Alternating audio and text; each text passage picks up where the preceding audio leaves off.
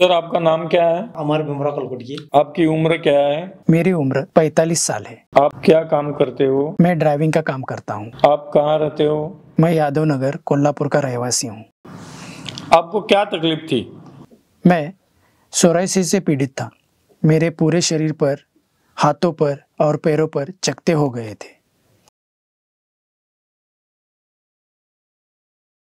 अभी आपकी तबीयत कैसी है? अब मेरी तबीयत काफ़ी हद तक ठीक है। स्किन के बारे में, सोरियासिस के बारे में जो आपने बताया था, वो अभी पहले से कैसा है? अब सिर्फ पैरों पर थोड़े से निशान रह गए हैं, जहाँ से ये समस्या की शुरुआत हुई थी। आपकी ट्रीटमेंट मॉडर्न होम्योपैथी के पास शुरू करने के बाद कितने दिन में फर्क पड़ा? उपचार शुरू करने के बाद 3 महीने में ही मेरी तबीयत में फ़र्क दिखने लगा। जब आप आए थे तो आपके शरीर में सूजन भी थी, किडनी और लिवर फेल्योर जैसा भी दिख रहा था, क्योंकि आपने एलोपैथी की स्टेरॉयड की ट्रीटमेंट ली थी। उसकी वजह से किडनी फेल्योर जैसे लक्षण निर्माण हुए थे और लिवर फेल्योर जैसे। वो कितने दिन में कम हो गए?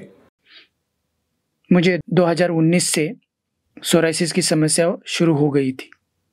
उसके लिए मैंने कोल्हापुर के एक अस्पताल में उपचार शुरू किए, लेकिन इन उपचारों से मेरी तबीयत में कोई फ़र्क नहीं पड़ा। उल्टा इन उपचारों से साइड इफ़ेक्ट होने लगे। इसलिए मैंने वहाँ से उपचार लेना बंद कर दिया। फिर मैंने दूसरे डॉक्टर से उपचार लिया, लेकिन वहाँ के उपचार और इंजेक्शन के कारण मेरी किडनी पर असर होने लगा और मेरे पैरों में सूजन आ गई। इस कारण मैंने वह भी उपचार बंद कर दिया। उसी समय मुझे एक दोस्त ने मॉडर्न होम्योपैथी के बारे में बताया।